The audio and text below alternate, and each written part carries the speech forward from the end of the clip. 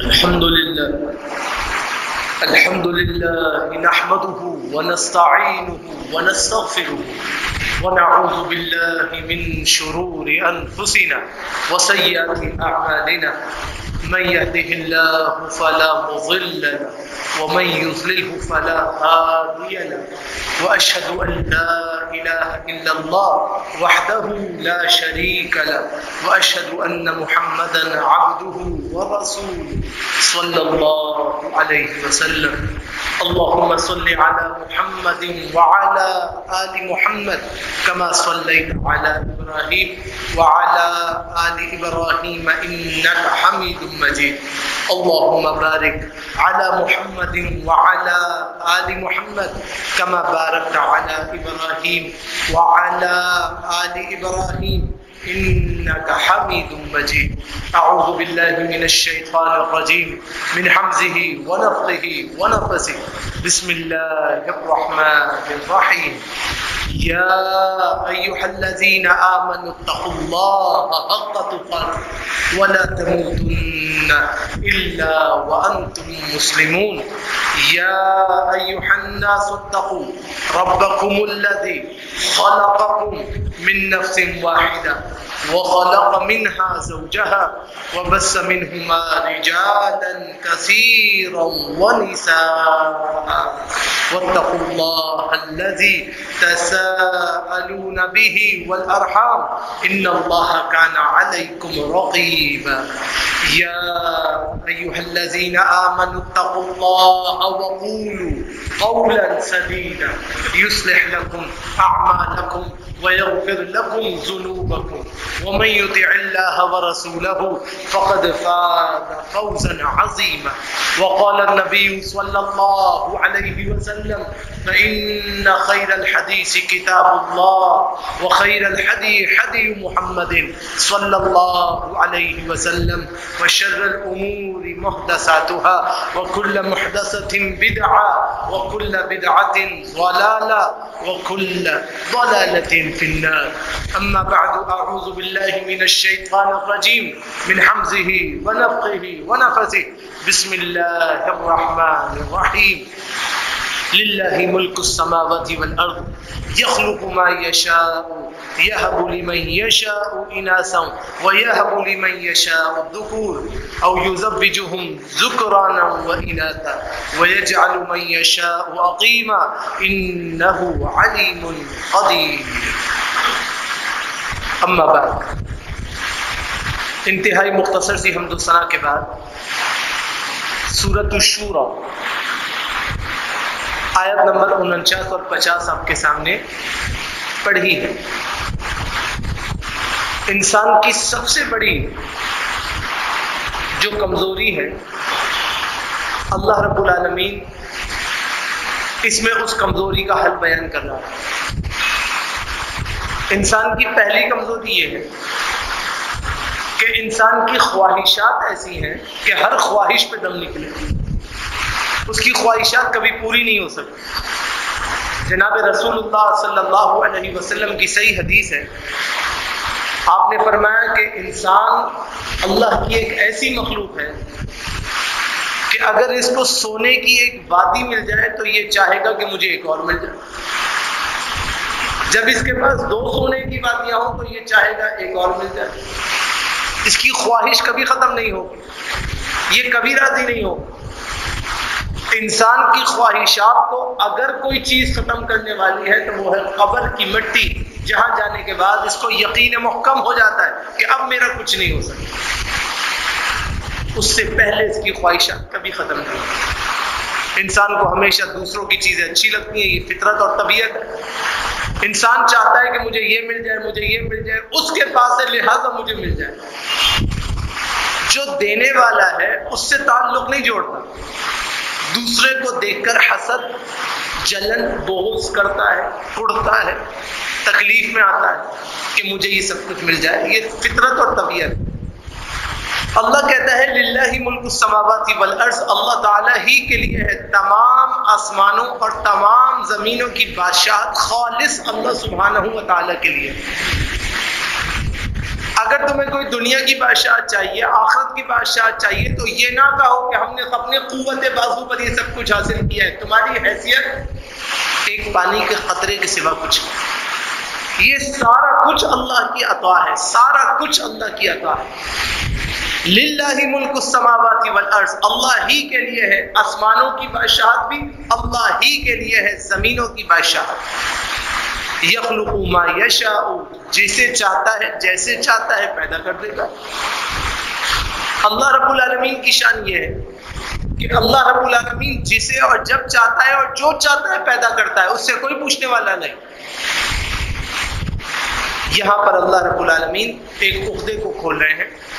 وہ عقدہ یہ ہے کہ انسان کہتا ہے کہ یہ میری دسترس ہے، میری ملکیت ہے، میری قوت ہے، میری طاقت ہے، میں نے دست بازو سے حاصل کیا، میں نے اپنی ذہنی تدابیر کو استعمال کیا، تدابیر الشتہ کو استعمال کرتے ہوئے یہ سارے کے سارے اختیارات میرے ہیں. اللہ کہتا ہے تیرا کچھ نہیں ہے، سارا کا سارا میرا. کیونکہ بادشاہت تو بالآخر زمین اور آسمان کی کس کی ہے؟ اللہ سبحانہ و تعالی. لہذا جب انسان اللہ تبارک و تعالیٰ کو ساری کائنات کا مالک اور بادشاہ مان لے گا، کہے گا نہیں، مانے گا، تو یقیناً اللہ سبحانہ و تعالیٰ کی طرف سے اس کے لیے کامیابی کے دروازے کھلیں گے. پھر انسان یہ کہتا ہے کہ میرے ساتھ ایسا ہو گیا، اس کے ساتھ ایسا ہے، سارے کے سارے صحیح ہیں، صرف میرے ساتھ ایسا کیوں ہوتا ہے؟ اللہ اس کا جواب دیتا ہے یخلق ما یشاء، اللہ جس کے لیے جو جس طرح چاہتا ہے وہ پیدا فرما دیتا ہے. ایک انسان ہے، اس کے یہاں بیٹے بیٹے پیدا ہو رہے ہیں، ایک انسان ہے، اس کے یہاں بیٹیاں بیٹیاں پیدا ہو رہی ہیں. نہ اس میں کسی انسان کا اپنی عمل دخل ہے، نہ ہو سکتا ہے، نہ اس کے اندر آپ کا کوئی اختیار ہے. یہ سارے کے سارے معاملے اللہ سبحانہ و تعالیٰ کے ہاتھ میں. یخلق ما یشاء، جس کو چاہتا ہے جیسے چاہتا ہے جہاں چاہتا ہے پیدا فرماتا. یہب لمن یشاء اناثا ویہب لمن یشاء الذکور، جس کو چاہتا ہے بیٹے عطا کرتا ہے، جس کو چاہے بیٹیاں عطا کرتا ہے، جس کو چاہے مذکر اولاد عطا کرتا ہے، جس کو چاہے مؤنث اولاد پیدا کرتا ہے. جن جانوروں میں مذکر پیدا کرنے ہوں وہاں مذکر پیدا کرتا ہے، جہاں مؤنث پیدا کرنے ہوں وہاں مؤنث پیدا کرتا ہے. انسان کے اپنے اختیار میں نہیں ہے کہ وہ مذکر اور مؤنث اولاد کو خود بنا سکے. جینیٹک انجینئرنگ میں بہت ترقی ہوئی، بہت سے ایسی جگہوں پر ایسے ادارے قائم کیے گئے جن کو کانسیپٹ سینٹرز کہا جانے لگا. مختلف بیرونی ممالک کے کانسیپٹس کلیئرنگ کو آن کے پاکستان میں سبمیشن کیا جانے لگا. اللہ کی قدرت سے ہٹا کر اس طرف لوگوں کو لایا جانے لگا کہ ہم بچہ پیدا کرنے کی قدرت اور صلاحیت رکھتے ہیں، ہم پیدا کر کے دکھائیں گے. اچھا جی، پھر کیا ہوا؟ پھر کانسیپٹ کلیئرنگ کو بیسڈ کرتے ہوئے قانون فطرت کے مقابلے میں نظام سائنس کو لانے کی کوشش کی گئی، یہاں تک کہ خواتین کا حمل ٹھہر گیا. اب ہے اصل کام کی بات کہ حمل تو ٹھہر گیا، اب وہ کنسیو ہوگا، آگے بڑھے گا یا وہاں پہ ختم ہوگا. آپ کی جینیٹک سائنسز اور اس کی اپروچز یہاں پہ ناکام ہو جاتی. ارے یہ جو کام سائنس کے ذریعے کیا جا رہا ہے یہ تو اللہ تبارک و تعالیٰ کے بتائے ہوئے اسلوب اور اصول ہیں، ان کو ملحوظ رکھتے ہوئے کیا گیا. کمال کی بات تو یہ ہے کہ اب وہ حمل آگے بڑھنا چاہیے، یہ کائنات کی کوئی قدرت آگے مینٹینڈ نہیں کر سکتی. پھر جہاں بھی ممکن ہوتا ہے کوشش کرتے کرتے حمل کو آگے بڑھاتے بڑھاتے یہ بات کیا جاتا ہے، اس کو اعلان کیا جاتا ہے کہ ہمارے علاج سے یہ ہو جاتا ہے، ہمارے علاج سے یہ ہو جاتا ہے. آپ کو کوئی دنیا کے کانسیپٹ کلیئرنگ سینٹرز اس کی شیورٹی نہیں دے سکتے کہ حمل کے بعد جب وضع حمل ہوگا، جب بچہ ڈیلیور ہونے کا وقت ہوگا تو اس وقت وہ زندہ پیدا ہوگا یا میت پیدا ہوگا، یہ پوری کائنات میں کوئی شیورٹی نہیں دے سکتے. میں نے خود اس سلسلے میں بہت معلومات لی. کچھ مسائل کے سلسلے میں میرے پاس کچھ لوگوں کے سوالات آ گئے اور میں نے اس کے لیے بہت زیادہ ریسرچ کی، بڑے بڑے ڈاکٹر سے خود جا کے ملا. مجھے جواب یہ ملا کہ زندگی اور موت تو دینے والا اللہ ہے. جب اللہ زندگی اور موت دینے والا ہے تو اولاد دینے والا بھی اللہ ہے. ہم اس سے رجوع کیوں نہیں کرتے؟ آخر میں آپ اپنی کمزوری کو چھپانے کے لیے کہتے ہیں کہ سارا کچھ تو اللہ کے ہاتھ میں ہے، اللہ چاہے گا تو اولاد ہوگی، اللہ چاہے گا تو نہیں ہوگی. یہاں تک کہ ایک عورت 4 بچوں کو کنسیو کر لیتی ہے جینیٹک سائنسز کی روح سے، اور پھر ولادت ایک کی بھی نہیں ہوتی، چاروں ولادت سے پہلے ختم ہو جاتے ہیں. یہ اللہ کا دستور ہے. اللہ یہ کہتا ہے اپنے دستے بازو پہ قوت پر اعتبار نہیں کرو، کوششیں کرو لیکن اعتبار اللہ پہ کرو، اللہ کے نظام پہ کرو، اللہ کی سلسلہ طریقت پہ کرو جو اللہ نے مقرر کیا ہے. خود یہ نہیں کہو کہ ہم یہ کر سکتے ہیں. کرنے والا ایک اللہ ہے، اللہ کے سوا اور کوئی نہیں.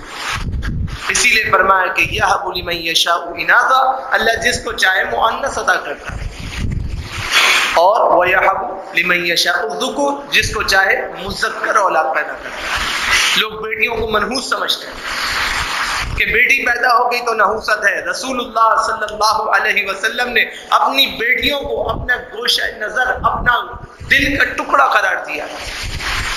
گویا کہ بچیاں کون ہیں؟ دلوں کے قریب ہوتی ہیں، دلوں کے ٹکڑے ہوتی ہیں. ان کی بے حرمتی کرنا بالکل جائز نہیں. انسان کی فطرت اور طبیعت میں یہ ہے کہ وہ بچیوں کی آمد کو پسند نہیں کرتا، بچوں کی آمد کو پسند کرتا ہے، لڑکوں کی آمد کو پسند کرتا ہے. اللہ یہ کہتا ہے یَهَبُ لِمَن یَشَاءُ اناثا، جس کو چاہے گا بیٹیاں دے گا، وَيَهَبُ لِمَن یَشَاءُ الذُّكُورَ، جس کو چاہے گا مذکر اولاد دے گا. یہ اللہ کا کام ہے، تمہارا کام نہیں ہے. اللہ جیسا چاہے گا، جو چاہے گا کرے گا. تم اس میں کچھ نہیں کر سکتے. تم اللہ سے مانگ سکتے ہو، اللہ کی نعمت کو طلب کر سکتے ہو، اللہ کی نعمت کے لیے گوش گزار کر سکتے ہو، اللہ سے گزارشات کر سکتے ہو. لیکن یہ کہنا کہ مجھے بیٹیاں نہیں چاہیے یا مجھے بیٹے نہیں چاہیے، یہ غلط. اللہ جس کے لیے جو مناسب سمجھے گا وہ کرے گا، تمہیں اس کو قبول کرنا ہے. او یذبجہم ذکرانا و اناثا، یہ جسے چاہتا ہے اللہ لڑکے اور لڑکیاں ملا کر عطا کر دیتا ہے، کہ اللہ جڑواں دے دیتا ہے، بیٹا اور بیٹی دونوں عطا کر دیتا ہے. یہ اللہ کی شان. جب اللہ سبحانہ و تعالیٰ کی شان یہ ہے، اللہ کا طریقہ یہ ہے، اللہ کا نظام یہ ہے، اللہ کی ترتیب یہ ہے، تو پھر تمہیں اللہ کے آگے سجدہ سجود ہونا چاہیے. اس میں تمہارے باباؤں کا، پیروں کا، فقیروں کا، اولیاء کا، سیدات کا، سیدان کا کیا طریقہ ہے؟ انہوں نے کیا کمال کیا ہے؟ اللہ کہتا ہے بیٹے میں دیتا ہوں، بیٹیاں میں دیتا ہوں، جڑوا اولاد میں عطا کرتا ہوں، بیٹے بیٹے، بیٹیاں بیٹیاں، بیٹے بیٹیاں، سب میں عطا کرتا ہوں. تو اس میں ان لوگوں کا کیا کردار ہے؟ انسان جاتا ہے دھاگے بنوا رہا ہے، تعویذات باندھ رہا ہے، تعویذات پہن رہا ہے، تعویذات گھول گھول کے پی رہا ہے، اور زعفران سے لکھے ہوئے تعویذوں کی دھنیاں سونگ رہا ہے. یہ سب چیزیں غیر مناسب، غیر شرعی، غیر اسلامی ہیں. اس کی کوئی حیثیت نہیں ہوتی، کوئی حیثیت نہیں ہوتی. یاد رکھنے کی بات ہے، سارے اختیار ایک اللہ کے پاس ہے. جب ایک اللہ کے پاس ہے تو رجوع بھی اللہ کی طرف ہونا چاہیے. اللہ فرماتا ہے وَيَجْعَلُ مَن يَشَاءُ عَقِيمًا، انسان ساری کی ساری کوششیں کرتا ہے، مگر جب اللہ چاہتا ہے تو اللہ بے اولاد رکھتا ہے. اللہ چاہتا ہے تو بے اولاد رکھتا ہے. انسان کو کوئی بیماری نہیں ہوتی، ساری چیزیں کلیئرفائی ہو جاتی ہیں، سب کچھ صحیح ہو جاتا ہے، لیکن اللہ ولادت نہیں دیتا. یہ اللہ کا کام ہے. کس کے لیے اولاد بہتر ہے؟ یہ اللہ کا کام ہے. کس کے لیے اولاد بہتر نہیں. انہ علیم قدیر، اللہ سب کچھ جاننے والا اور قدرت رکھنے والا ہے. انسان کو چاہیے کہ انسان اپنے آپ کو اللہ کی طرف مائل کر لے، اللہ کی طرف رجوع کر لے، اللہ کی طرف پلٹ آئے. اسی لیے اللہ کے نبی علیہ السلام ہر نماز کے بعد دعا کرتے لا الہ الا اللہ وحدہ لا شریک لہ، اے اللہ میں اقرار کرتا ہوں کہ آپ کے سوا کوئی معبود نہیں ہے، آپ اکیلے ہیں، آپ کا کوئی شریک نہیں، کوئی ساجی نہیں، کوئی برابری کرنے والا نہیں. میں اس بات کا اقرار کرتا ہوں کہ آپ یکتا اکیلے ہیں، آپ کے ہی فیصلے اڈل ہیں. اللہم لا مانع لما اعطیت ولا معطی لما منعت، اللہ جس کو آپ دینا چاہے عطا کریں، جس کو روکنے چاہے روکیں، جس کو دیں اس کو کوئی روکنے والا نہیں، جس کو روکیں اس کو کوئی دینے والا نہیں. اللہ یہ سارے اختیار آپ کے ہیں، آپ جیسا چاہیں جو چاہیں کریں گے، کسی اور کے پاس اس کا اختیار نہیں. اللہ رب العالمین یہاں پہ یہی فرماتا ہے کہ اگر تمہیں ہم سے لو لگانی ہے تو اس کے لیے تمہارے اندر عاجزی پیدا ہونا ضروری ہے، فقر پیدا ہونا ضروری ہے۔ فقر کا معنی ہم سمجھتے ہیں غریبی، بھوک پیاس، یہ فقر نہیں ہوتا۔ فقر کہتے ہیں انسان کی عاجزی کو، اندرونی طور پہ انسان اس قدر عاجز ہو کہ اللہ رب العالمین سے اس طرح طلب کرے جیسے ایک فقیر طلب کرتا ہے۔ آپ نے کسی انتہائی ضرورت مند کو دیکھا، وہ آپ کے در پہ آ جائے، آپ کی دکان پہ آ جائے، آپ کے آفس میں آ جائے، وہ جانے کا نام نہیں لیتا، بہت غیرت مند ہوگا تو آپ دیکھیں گے کہ اس کے منہ سے الفاظ نہیں نکل رہے، مگر وہ جانے کے لیے پھر بھی تیار نہیں، کیونکہ اس کی فقیری اس کو پلٹنے نہیں دے رہی۔ وہ انکساری بھی کر رہا ہے، وہ ریکویسٹ بھی کر رہا ہے، وہ حملی ریکویسٹ پہ آ جاتا ہے، انتہائی عاجزانہ درخواستوں پہ آ جاتا ہے، لیکن واپس نہیں جاتا۔ اللہ رب العالمین کو تمہارے فقر سے محبت ہے، تم عاجزی کر کے اللہ سے لو لگاؤ، اپنے آپ کو بڑا نہیں سمجھو۔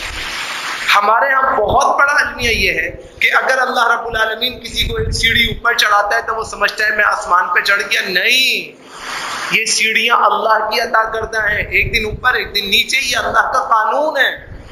اللہ نے تم سب کو ایک جیسا بنایا ہے، ہم سب کو ایک جیسا بنایا ہے، تو پھر اللہ رب العالمین کے ہاں خوب عاجزی ہونی چاہیے، اپنے آپ کو اونچا اور نیچا نہیں کرنا چاہیے۔ اللہ فرماتا ہے سورہ فاطر آیت نمبر 15، یا ایھا الناس انتم الفقراء الی اللہ، اے لوگو تم سب اللہ کے آگے محتاج ہو۔ اس بات کو سمجھ لو کہ تمہاری محتاجگی اللہ کی طرف ہے۔ تم سب جب محتاج ہو تو پھر اللہ کو مانو۔ اللہ کون ہے؟ واللہ هو الغنی الحمید، اللہ وہ ہے جو تمام تعریفوں کا مستحق اور سب سے زیادہ بے نیاز ہے۔ اللہ کو کوئی ضرورت نہیں ہے، اللہ رب العالمین ہر چیز سے بے نیاز ہے۔ تمہیں ضرورت ہے، تم محتاج ہو، تم حاجت مند ہو، تم اللہ سے لو لگا۔ دیکھیے آج کی کیفیت کیا ہے۔ انسان پہلے اولاد مانگتا ہے، جب اللہ اولاد دے دیتی ہے تو انسان اس کی تربیت کرتا ہے۔ اب انسان کی ریکمنڈیشن یہ ہے کہ مجھے اعلیٰ درجے کا شہزادہ چاہیے، بیٹی تو چاہیے ہی نہیں، شہزادہ چاہیے۔ اب جب وہ شہزادہ آ گیا تو اب اس کو بادشاہ سلامت بنانے کے لیے پوری دنیا سے لڑنا شروع کر دیا، حق اور ناحق کی لڑائی شروع، یہ بھی کھا جاؤں، یہ بھی کھا جاؤں، یہ بھی کھا جاؤں، کس لیے؟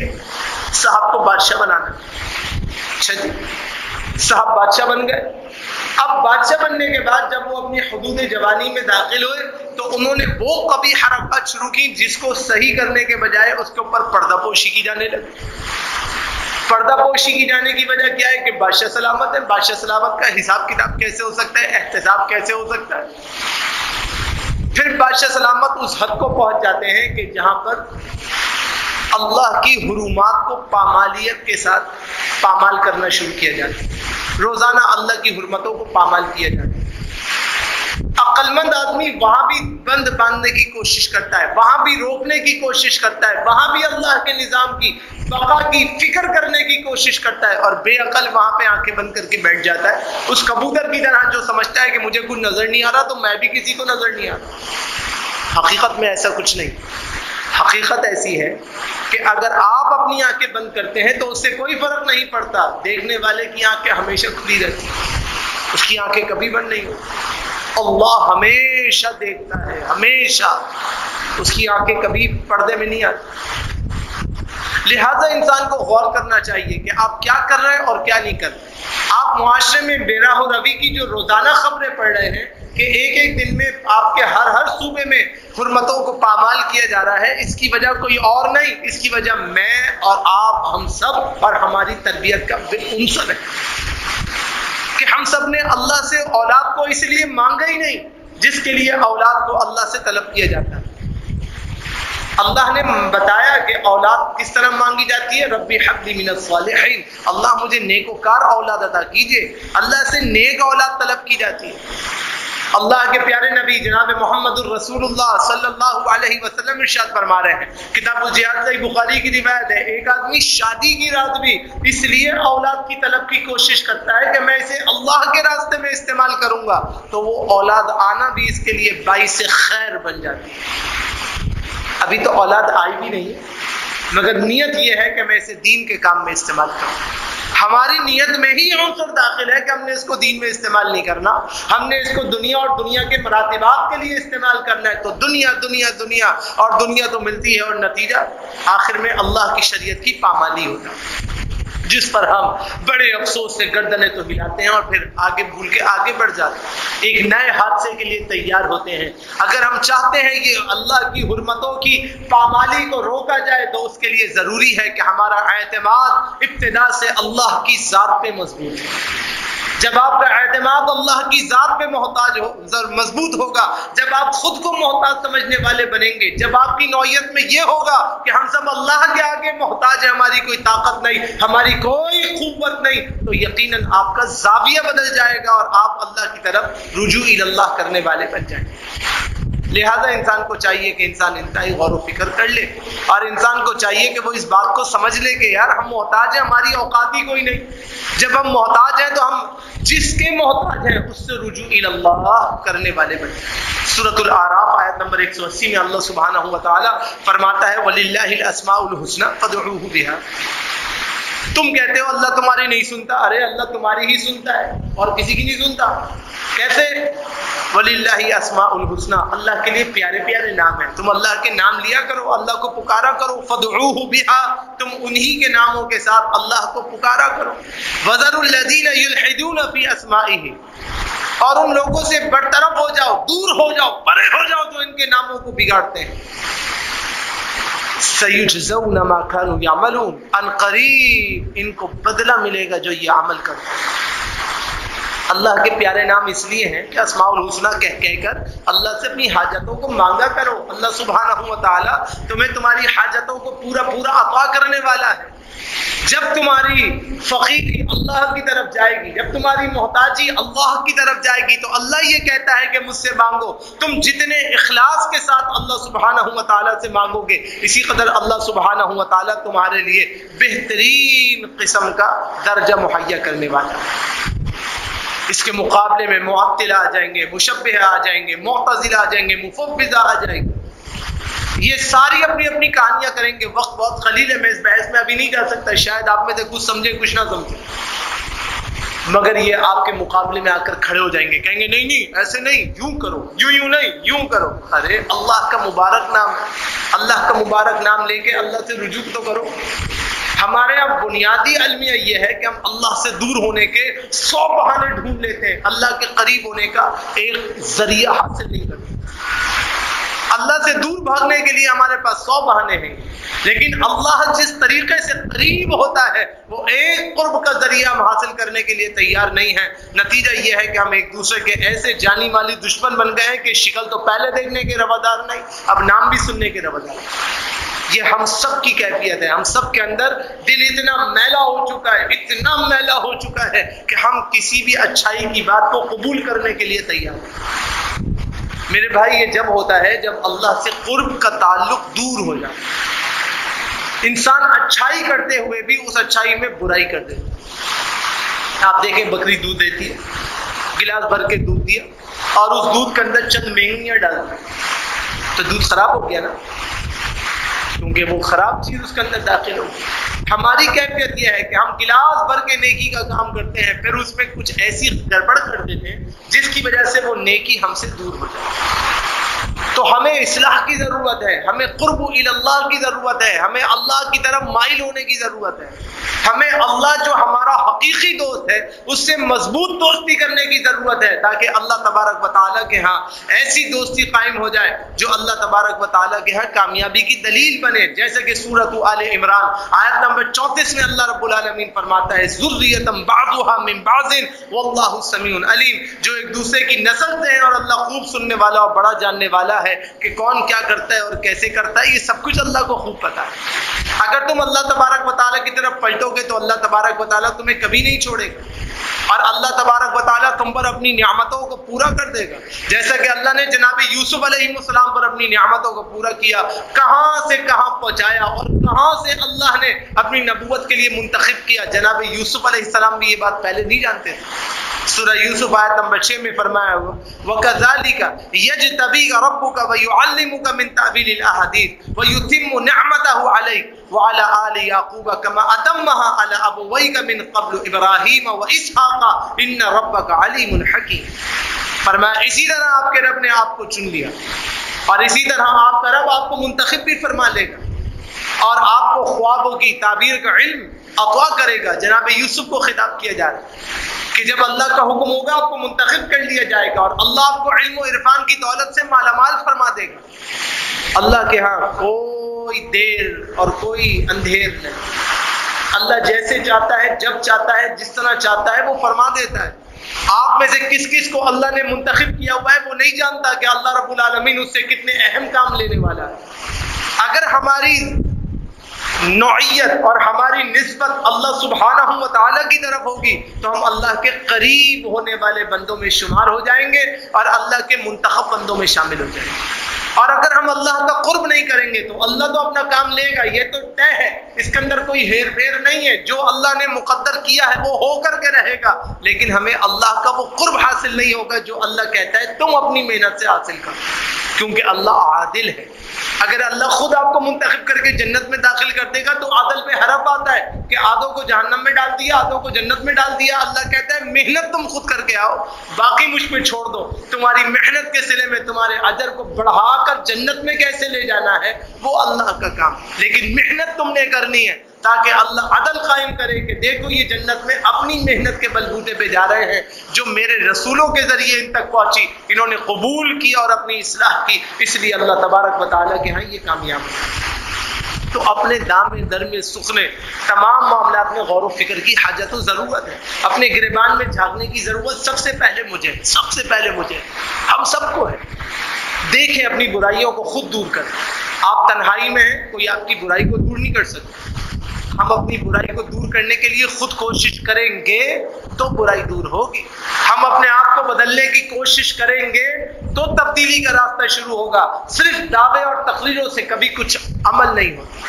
انسان جب تک اپنے اندر ایک تبدیلی کی فضا پیدا نہ کرے، غور کریں، مشاہدہ کریں، اپنے اندر جھانکیں، اپنے معمولات کا جائزہ لیں کہ کہاں ایسی بات ہے جو آپ اللہ تبارک و تعالیٰ کو ناراض کر رہے ہیں، اس بات کو چھوڑنے کی کوشش کریں جو دنیا کا مشکل طریقہ.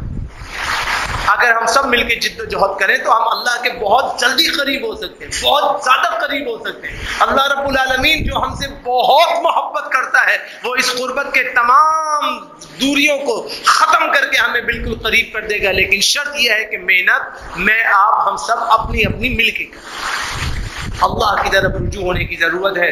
کاروباری معاملات آپ کے سامنے ہیں، اکنامکل کرائسس آپ کے سامنے ہے، ڈیویلیویشن ریٹس آپ کے سامنے ہیں، انفلوئنس ریٹ آپ کے سامنے ہے، ہماری جو پالیسیز ہیں وہ آپ کے سامنے ہیں، دشمن کی گرفت آپ کے سامنے ہے، امن کا ختم ہونا آپ کے سامنے ہے، عزتوں کا پامال ہونا آپ کے سامنے ہے، روپے کی قدر گرنا آپ کے سامنے ہے. سب کچھ تو آپ کے سامنے، اکنامکل تھروس آپ کے سامنے ہے، تھراٹس آپ کے سامنے ہے. یہ جو آپ کا یہ معیشت کا جو پہیہ بیٹھ چکا ہے، یہ سب کچھ آپ کے سامنے بیٹھ نہیں رہا ہے، بیٹھ چکا ہے، یہ سب کچھ آپ کے سامنے ہے. اسے ریکوری کرنے کے لیے ضرورت ہے کہ ہم اللہ کی طرف رجوع کریں. اگر کوئی آدمی یہ سمجھتا ہے کہ میں تو ایک چھوٹا سا کام کرتا ہوں تو کام کبھی چھوٹا نہیں ہوتا، کام ہوتا ہے. اور ایک آدمی سمجھتا ہے کہ میں بہت بڑا کام کرتا ہوں تو وہ یہ نہ سمجھے کہ میں بہت بڑا ہوں. کام ہوتا ہے، کرنے والے چھوٹے اور بڑے ہوتے ہیں، کام ہمیشہ کام ہوتا ہے. اگر کام میں کوئی فرق ہوتا تو جناب رسول اللہ صلی اللہ علیہ وسلم کبھی اپنے جوتوں پر پیبند اپنے دستے مبارک سے نہ لگاتے، کبھی اپنے پیالے کو خود نہ جوڑتے، کبھی اپنے کپڑوں پہ پیبند خود نہ لگاتے. رسول اللہ صلی اللہ علیہ وسلم نے تجارت کے ساتھ یہ کام کر کے پروف کر دیا کام ہوتا ہے، کام کبھی چھوٹا بڑا نہیں ہوتا. اور جو رجوع اللہ کرنے والے ہوتے ہیں ان کی نگاہیں اللہ کی طرف ہوتی ہیں. وہ آدھی دنیا پہ قبضہ کر کے پتھر پہ سر رکھ کے مزے سے درخت کے نیچے سوتے ہیں، ان کو کسی کی پرواہ نہیں ہوتی. پرواہ ان کو ہوتی ہے، پروٹوکال ان کو ضرورت ہوتی ہے، سیکیورٹی پرپسز ان کو ضرورت ہوتی ہے، سیکیورٹی تھراٹس ان کو ہوتے ہیں کہ جو کہیں نہ کہیں اللہ کی مخالفت کر رہے ہیں. آپ خود سوچیں، آپ زیوم کریں، اپنے دماغ میں بات ڈالیں. جناب عمر رضی اللہ عنہ کا دور ہے، شیطان اس راستے سے نہیں گزر سکتا ہے جہاں پہ جناب عمر گزر جائیں. اتنی بڑی اللہ نے قوت دے رکھی ہے، آدھی دنیا پر اسلام کا جھنڈا لہرا دیا ہے اور وہ بندہ مزے سے درخت کے نیچے سو رہا ہے. اس کے سر کے نیچے تکیہ نہیں ہے، وہ مزے سے پتھر پہ سر رکھ کے سو رہا ہے بے خبر.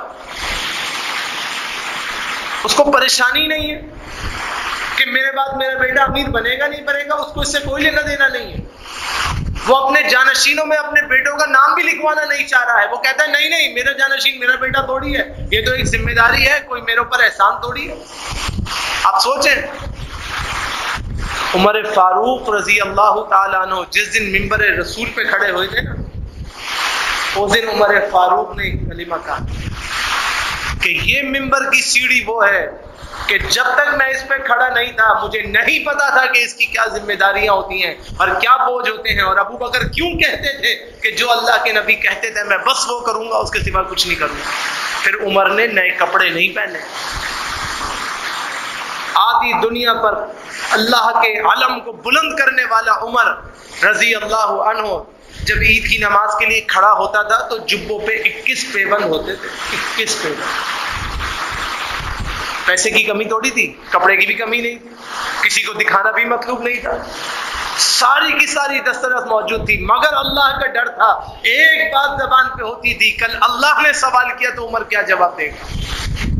اپنے بیٹوں کو کہتے تھے، اپنی اہلیہ کو کہتے تھے کہ دیکھو کل اللہ پوچھے گا تو عمر کیا جواب دے گا، میں کیسے اپنے اوپر استعمال کر سکتا ہوں، کیسے تم لوگوں کو اللہ کا مال دے سکتا ہوں، میں اللہ کے ہاں کیا جواب دوں گا. یہ خشیت ہو، خشیت ہو. اس کا مطلب یہ نہیں کہ صوفی بن جاؤ، اس کا مطلب یہ ہے کہ جو اللہ کی نعمتیں ہیں اس میں اللہ کا قرب حاصل کرو. ہر جگہ میں اللہ کو اپنے قریب کرو. جتنا آپ کے اللہ تبارک و تعالیٰ قریب ہوگا اس قدر آپ کی مشکلات حل ہوگی اور آسان ہوگی. لہٰذا اللہ کے قریب ہوئیے، سیدھے راستے کو قبول کیجئے، اپنے معاملات کی اصلاح کیجئے. اب نہ کوئی رسول آئے گا نہ کوئی نبی آئے گا. شریعت کے اصول، ضوابط، قوانین، رولز، ریگولیشن سب موجود ہیں. ہمیں ان کو فالو اپ کرنا ہے، اس کو اپنی زندگی میں امپلیمنٹ کرنا ہے، اپنی اصلاح کرنی ہے. اس کے لیے ضروری ہے کہ ہم کیا کریں، ہم اس کو مضبوطی سے پکڑ لیں، اپنے بھائیوں کے بھائی بن کر ایک دوسرے کی اصلاح کی کوشش کریں، اپنی بھی اصلاح کی کوشش کریں. کوئی پیار سے تنبیہ کرے تو ناراض ہونا چھوڑ دیں، اس کا شکریہ منائیں کہ الحمدللہ الحمدللہ کوئی ہے اصلاح کرنے والا. جب ہم پڑھتے تھے، میں آخری بات کہتا ہوں اور آپ کو سمجھانے کے لیے ایک مثال دیتا ہوں اور بات ختم. جب ہم پڑھتے تھے تو اپنے آپ کو باپ سمجھتے تھے. یہ میں آپ کو حقیقی بات بتا رہا ہوں. جب ہم پڑھتے تھے تو اپنے آپ کو باپ سمجھتے تھے کہ ہم سب کچھ ہیں. اساتذہ تو کوئی عزت تھی نہیں.